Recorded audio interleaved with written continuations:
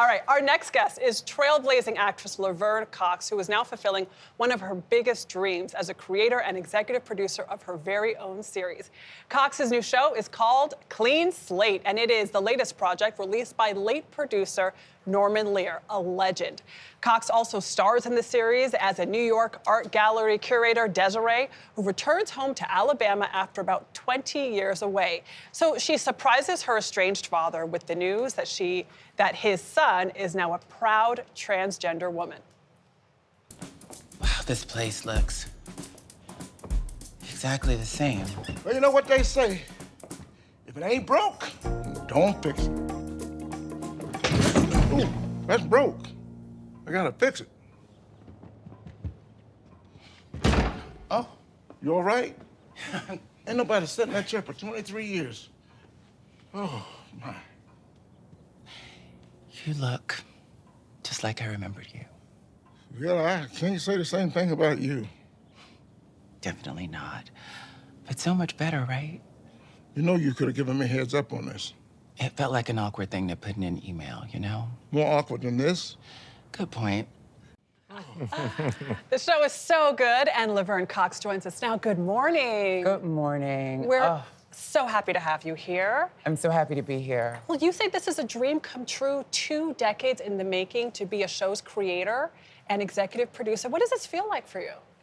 Co-creator, co-executive producer, and star. It's of a scripted show has been my dream for 20 years to have that control. I produced a number of documentaries over the years, and it honestly started when introducing Dorothy Dandridge and Halle Berry in the 90s. I remember her producing that film and that changing her career. And I was very young in the 90s, in my 20s still, dreaming of a career as being an actor, and I was like, you can take control over your career. And then it was Issa Rae later, but that Halle Berry moment was like planted this seed of like, I can do this, and you know, it took a while, but here we are.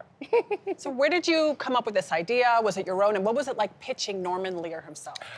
Dan Ewing, who's written comedy for George Wallace, a legendary comedian for like 20 years, approached me and my manager, Paul Haleppo, 7 years ago. We sat down in Soho House for a 45 meeting that turned into 4 hours. Wow. He had this idea of a father-son slash daughter, father-daughter comedy, and was so inspired, went and wrote a pilot in 4 days. We somehow got a meeting with Norman Lear, met with Mr. Lear, and after an hour of talking to him about the show, he said that I've learned more in the past hour about life that I should have known but didn't know. Wow. And he was 96 years old at the time and said, I would love to work with you on this. And he did, and we went out to pitch the show with the legendary Norman Lear. So with that response of him saying, I've learned more in this last hour about life that I didn't know, what do you want people to learn after watching this project? I mean, a lot about family and how we can sometimes miss each other across generations, Desiree's moved to New York and she's become a New Yorker, and it's very different than the Alabama that she moved away from. Right. And we can still find each other across those things. Yeah. And that when I watch the show now, I forget that Desiree's trans. Yeah. And I'm just like, this woman's a mess. What is she thinking? What's going on? And so we live in an environment where trans people have been so dehumanized relentlessly for years. Yeah. And in this narrative, we see a flawed human trans woman. And my hope always as an artist is for people to see the humanity of the characters I play, and I hope they laugh.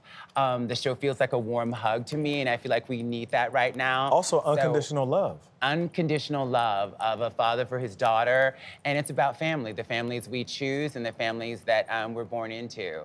So I hope people are just filled with joy and hope because we need that right now. We do. I mean, I think we should emphasize how funny this show is. Yeah. Like, it's a laugh out loud sitcom. Well written, but well delivered, though. Well delivered, and the actor plays your father he's fantastic. Oh, he's a legend. George Wallace, George is the a legend. legendary George Wallace. He is, I mean, stand-up comedians love him. He still goes and just drops in and does like stand-up. Oh, he does? He like multiple times a night. So he'll go to multiple comedy clubs in a night. And He's one of the godfathers of comedy. Yeah, and he's an icon, and he's so funny. And so working with a legend who I've been a fan of my whole life. Like I remember like I was in the 80s, like The Tonight Show was on and my mother's like a fan and I'm like, George Wallace, wasn't he the governor who like, you know, said segregation forever? No, different George Wallace. And he was so funny. I went to see him in Vegas years ago. So I've been a fan my whole life, getting to play opposite him and try to match his comedy chops was challenging. But Laverne, since we have you here, we Yes. really want to talk to you also about this moment right now in the country. The Trump administration is targeting trans people's rights. You wrote on Instagram that now's the time to find joy and laughter, sing, poke fun at the absurdity. What did you mean by that, and how are you dealing with this moment? It's devastating for trans people, right? I mean, I think like the passport issue, like people who haven't been able to change their passports, and obviously,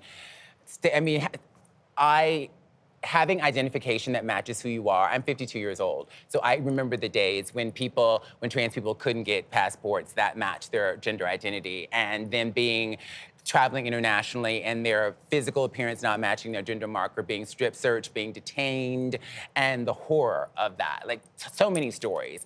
And we don't want to go back to that. It was interesting, it was 2010, it was Hillary Clinton's State Department that allowed trans people to be able to change their gender markers without proof of surgery. And even before that, you got a temporary passport for a year pending surgery, assuming that every trans person would have surgery, and everyone couldn't afford surgery. So we're going backwards in so many ways, but what I like to remind people of is that this is not the first time trans identity has been criminalized in this country, and we found a way to survive, sometimes even thrive, and it was through community. It was through mutual aid. It was through finding ways to find joy in the catastrophic, and ultimately, if we're going to fight this, everything that's happening and politically, not just for trans people, we need movements of working people, and anyone who doesn't own the means of production is a worker. I think the strikes have taught us that. Yeah.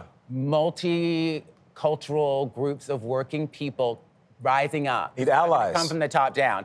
It's about the people rising up, and first, I think we have to get money out of politics, and then we have to then get things done for the people. Well, you hit on joy and community, and you do that in everything you do. You do that with this show, Clean Slate. Thank you so much for being here, Laverne. Clean Slate premieres on February 6th on Prime Video.